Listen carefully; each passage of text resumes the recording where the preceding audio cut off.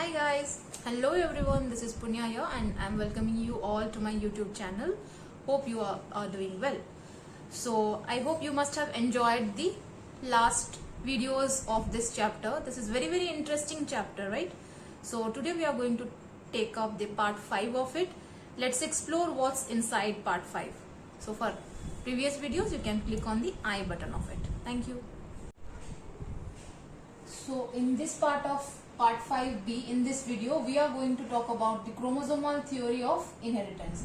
So before going on to the theory we need to know what are chromosomes, right? So let's draw the structure and what are the types of chromosomes present. Let's know for it.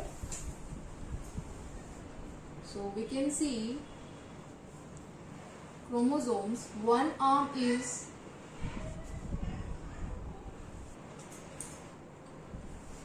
so these are a pair of chromosomes.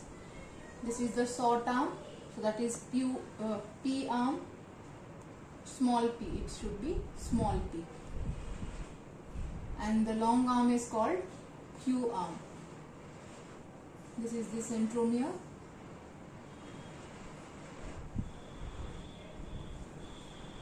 And these are two homologous chromosomes that look exactly same size and shape.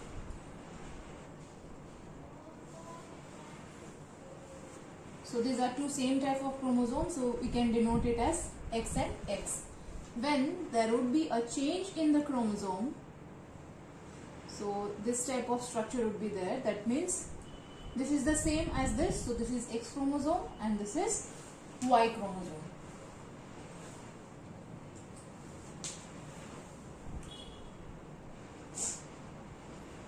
So chromosomes can be of two types.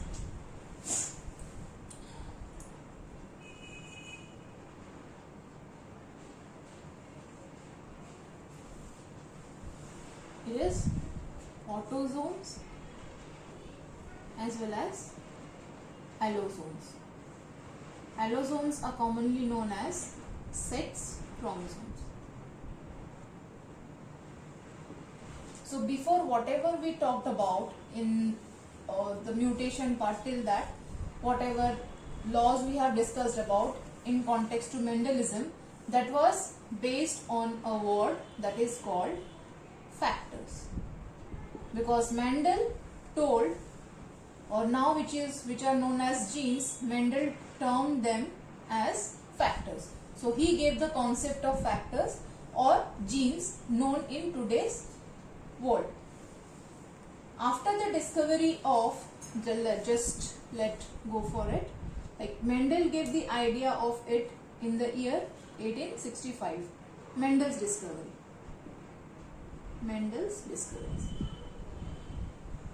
But his work remained unrecognized. So in 1900, three scientists, we know that, three scientists, they rediscovered Mendel's work. So rediscovery of Mendel's work was done in the year 1900 by three scientists named Correns, Selkmark and Rees. So there onwards, different fields of scientific approaches have been developed, like microscopes had been developed properly, and the concept of chromosome was also known to each and everyone. So in 1902, two scientists, namely Sutton and Boveri, gave the concept of chromosomal theory of inheritance. So based on Mendel's laws only, so Mendel's rediscovery of Mendel's law, these two scientists, Sutton and Boveri, could make the chromosomal theory of inheritance.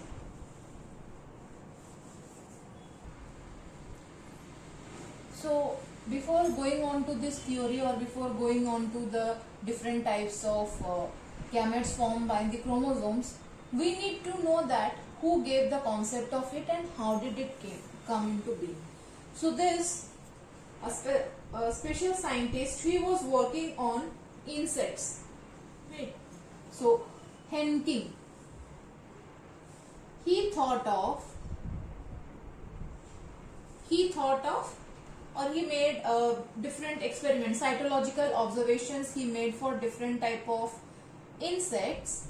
Cytological observations were made for insects, and finally he could give the concept regarding to, or which leads to, his observations were made on insects, and he derived from that only his experiments, it led to the chromosomal basis of sex determination. Chromosomal basis of sex determination. So he traced out during his experiments, he traced out some nuclear structures which he called them to be X bodies, were of two types. So he called them X bodies. Okay. So he said that they are 50% present in sperm of these X bodies, 50% present in sperms, and these X bodies were absent in other 50%. Absent in other 50%. Later on, these X bodies were called to be chromosomes. So while he was experimenting on insects, he could make out such structures. These are called X bodies. He told that these are 50% present in the sperms, but rest 50% it was not there, or it is absent in there. But thereafter, discoveries were going on, and it was meant that chromosomes can be of two types. It is, what is it? It's autosomes and allosomes. Okay.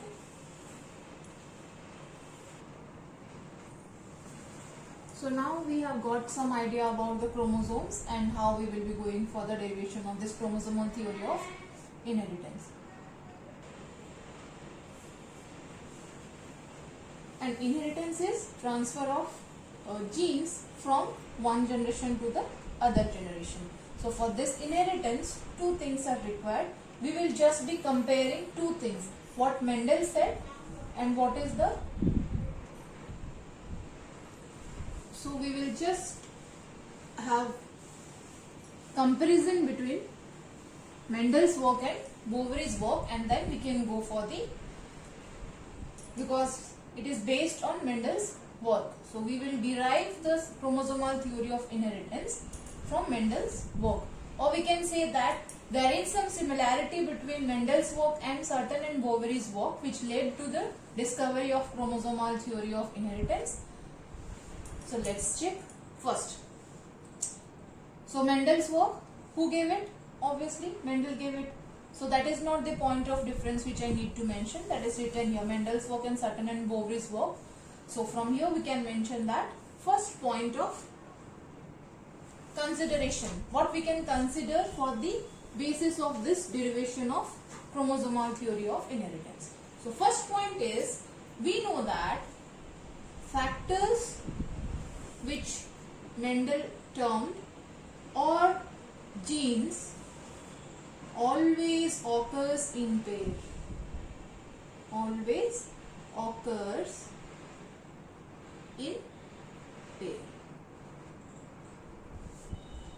That is, we can talk that these are alleles. Suppose we are taking an example. Plant height is the character which we have taken. It has two alleles. One is tall and the other is dwarf. Likewise, when we are considering for Bovary and Sutton, so what they said is, they had discovered about chromosomes? So they said chromosomes have genes and they also occur in pairs. They also occur in pairs. Hence, these are called homologous chromosomes. Next,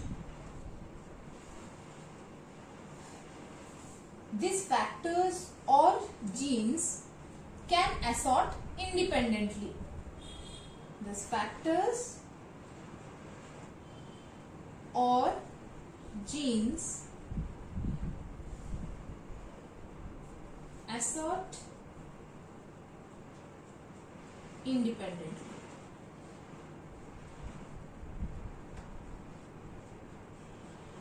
How we will talk about this? Same. We will take a gene with capital A and small a, another trait with capital B and small b. So when we are trying to express it, this A can either be forming a offspring with capital B, all dominant character, or it can form with a small b also. Likewise, when we are taking for this, it can make a plant or pair up with a small a, as well as it can pair up with a capital. So they assort independent of the other. So it's independent of the other. In this case, a small a is also there with it, but it can assort independently with the other trait. Likewise, when we are talking about chromosomes, chromosomes can also assort independently. So chromosomes also assort independently.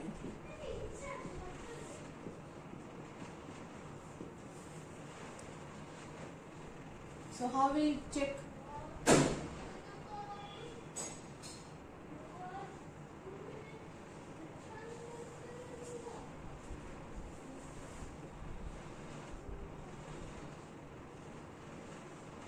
Suppose these two chromosomes carry these dominant gene, a recessive gene, and here it carries a capital B and a small b.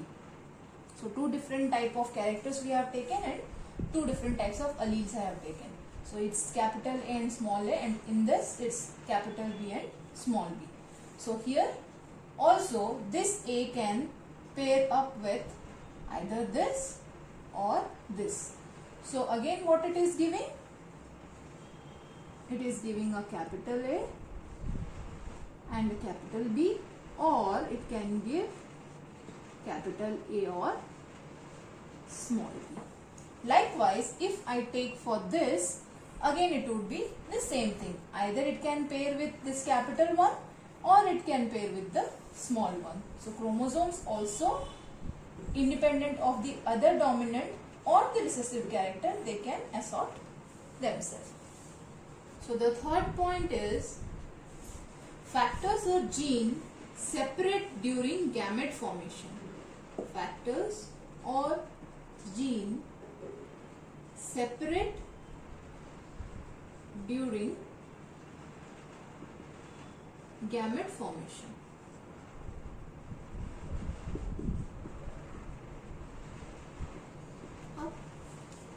So we have taken a capital T and a small t. So these are the genotype of the parents. So when we are going to extract gametes, so they are separating when gamete formation is taking place. And again when fusion would be there, they would be again forming up to give rise a new plant. Likewise, chromosomes also separate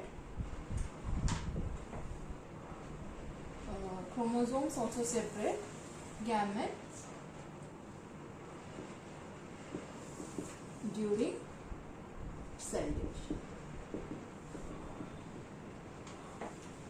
Suppose we take this, 2 pairs of chromosomes we have taken, and when they separate,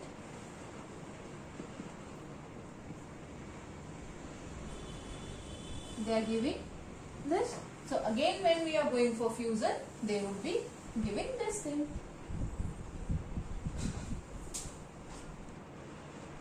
So these were the 3 main reasons for comparison of both Mendel and Sutton and Bowery's work, which gave this Sutton and Bowery's work, and they derived the chromosomal theory of inheritance.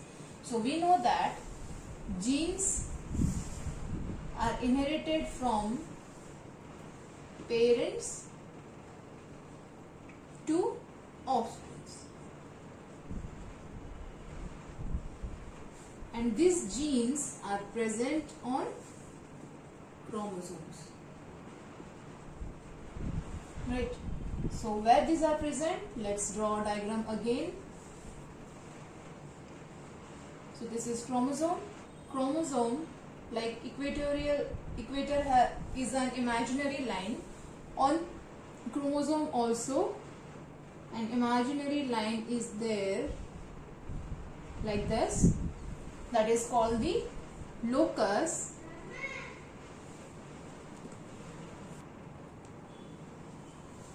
Locus on which genes are present.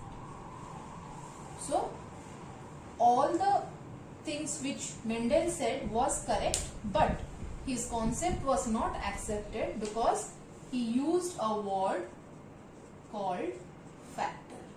If he would have used gene, then his concepts would have been accepted nicely. So now let's jot down the main important points of chromosomal theory of inheritance, or we can say the postulates of chromosomal theory of inheritance, and it was given by whom and in the which year. So first mention it that it was given by Theodore Boveri and Walter Sutton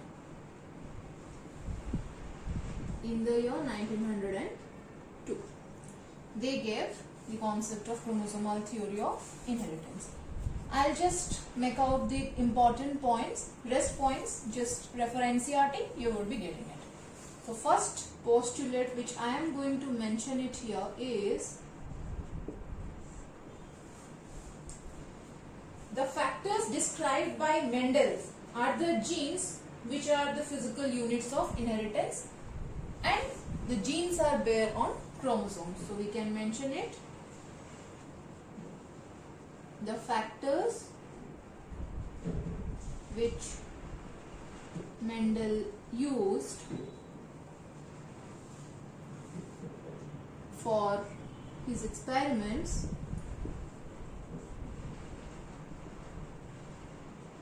was chromosomes, was genes, and chromosomes bear the genes.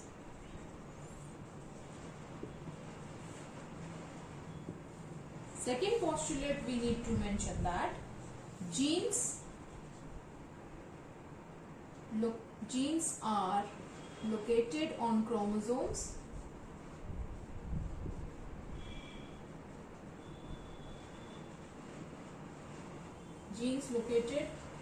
are located on a chromosomes in a linear fashion, or we can say linear order.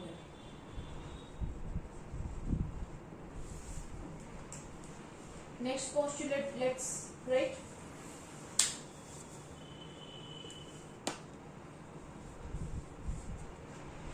Each organism has a fixed number of chromosomes which occur in 2 sets. each organism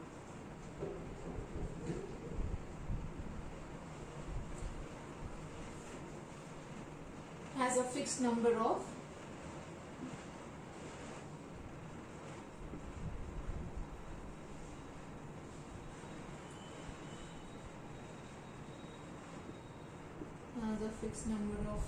chromosomes which occur in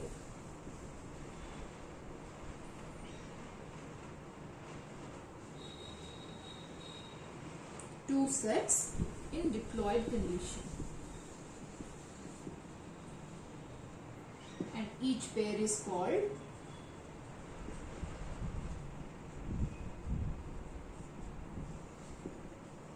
each pair of similar chromosomes are the homologous pair.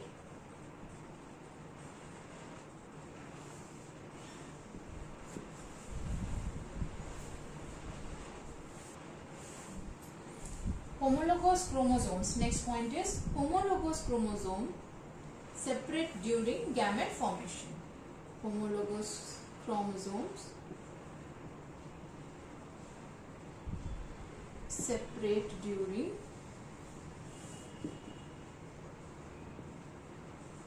gamete formation.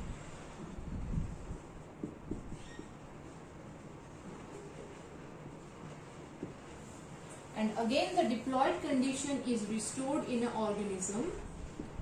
Diploid condition is restored in an organism during fusion or fertilization. These are the main postulates of this principles of chromosomal theory of inheritance, and it was given by Theodore Boveri and Walter Sutton. And this concept of chromosomes led to a very important discovery, that is sex determination in organisms, which we would be taking up in the next class. Hi guys, so this of each part of it we have discussed very nicely. So what was given in the today's lecture, so just go through it, and thank you for watching my videos till end, and please share, like and subscribe my channel. Share it so that it can reach many people and help them to study at home. This is a COVID situation and I am trying to help it to my level best. Thank you.